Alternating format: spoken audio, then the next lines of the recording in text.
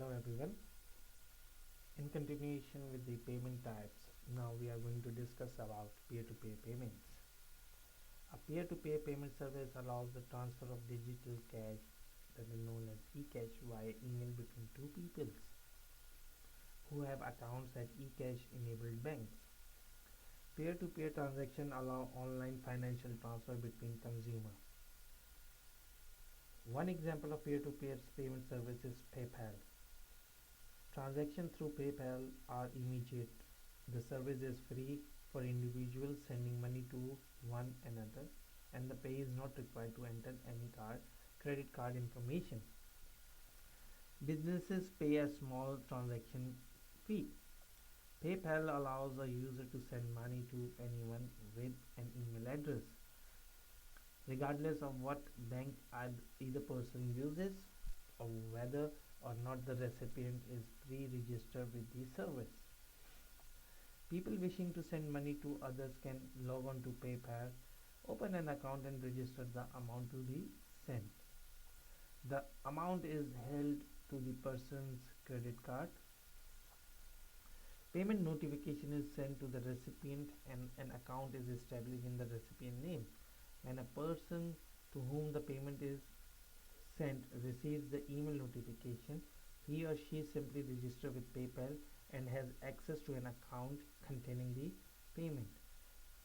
The fund in this account can be transferred to the recipient bank account by direct deposit or mailed by check from PayPal.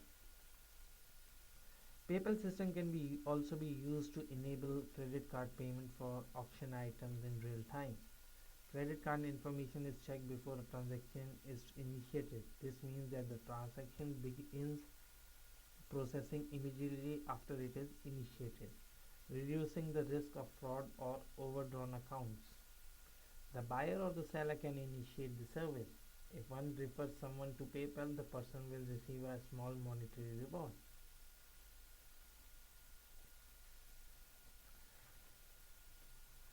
Now, the other types can be business to business and business to consumer transaction.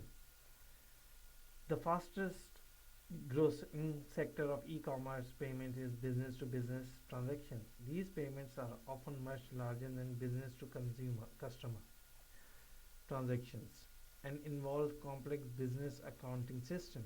For example, Payment Tech is one of the largest payment solution provider for point of sale transactions on the internet. The service provides reporting and processing tools and services to help and manage a merchant account and electronic check processing. Payment Tech supports all types of credit card and debit cards and conducts all transactions in a secure environment. Merchants using Payment Tech can customize their payment processing plans. Payment Net allows merchants to track their expenses in a secure environment on a 24 by 7 basis. Its features include custom reporting, e-billing and cross-compatibility with other third parties' expensive reporting tools. Business to customer market transactions are less complicated than business to business transaction. Using electronic bill presentment and payment, a company can display a bill on multiple platforms online and offer actual payment processes.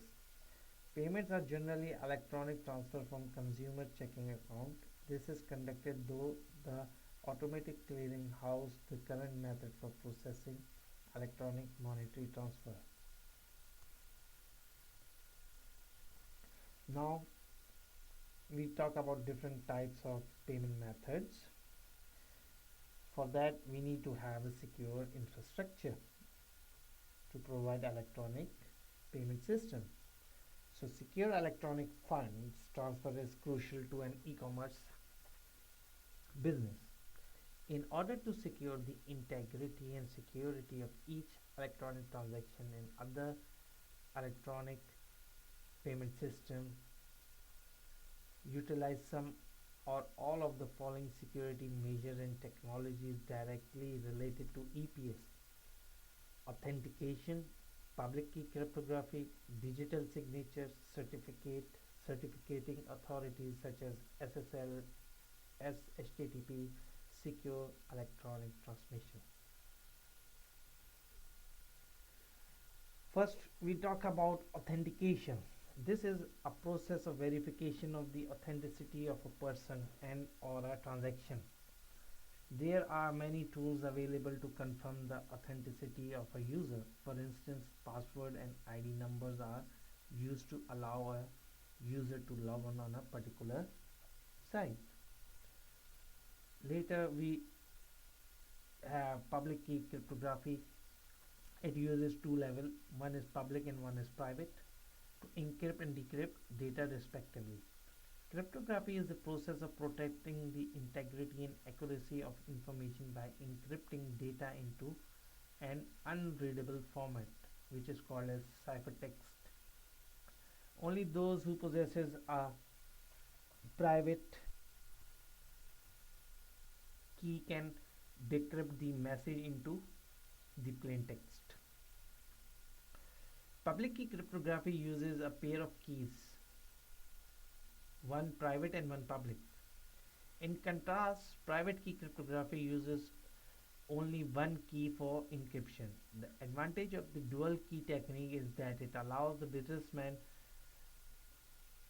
businesses to give away their public key to anyone who wants to send a message. The sender can then encrypt the message with the public key and send it to the intended businessman over the internet or any other public network. The businessman can then use the private key to decrypt the message. Obviously, the private key is not publicly known. So then we have digital signature. Rather than a written signature that can be used by an individual to authenticate the identity of the sender of the message or of the signer of the document. A digital signature is an electronic one. E-check technology also allows digital signatures to be applied to document blocks rather than to the entire document. This lets part of a document to be separated from the original without compromising the integrity of the digital signature.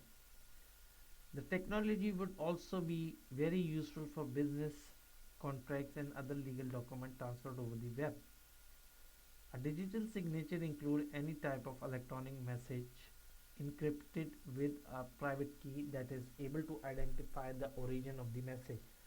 The following are some functions of the digital signature. The authentication function.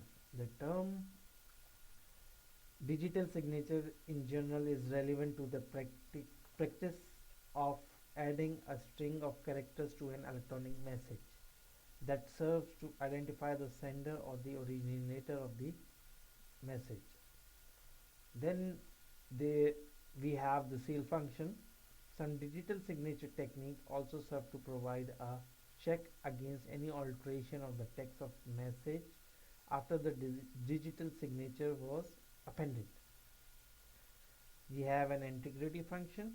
This function is of great interest in cases where legal documents are created using such digital signatures. The privacy function. Privacy and confidentiality are of significant concern in many instances where the sender wishes to keep the contents of the message private from all but the intended recipient. So we talk about now the certificate and the certificate authority that are useful when we are having an e-commerce business. So a driving license is accepted by numerous organizations, both public and private, as a form of identification due to the legitimacy of the issuer, which is a government agency. Since organizations understand the process by which someone can obtain a driving license, they can trust that the issuer verified the identity of the individual to whom the license was issued. A certificate provides a mechanism for establishing confidence in the relationship between a public key and the entity that owns that corresponding private key. For that we need to have an certificate authorities there. These are the similar to a notary public or a commonly trusted third party. In the e-commerce world, certificate authorities are the corresponding of passport office in the government that concern digital certificate and validate the holder's identity and authority.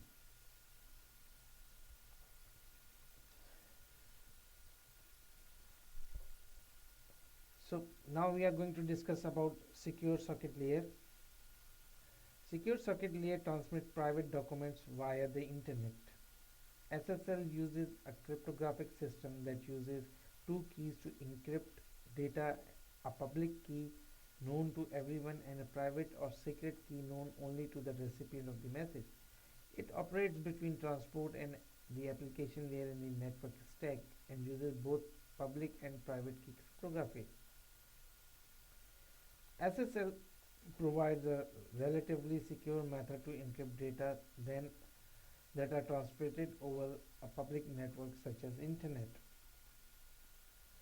Also offers security for all web transactions including FTP, file transfer protocol, HTTP and telnet based transactions.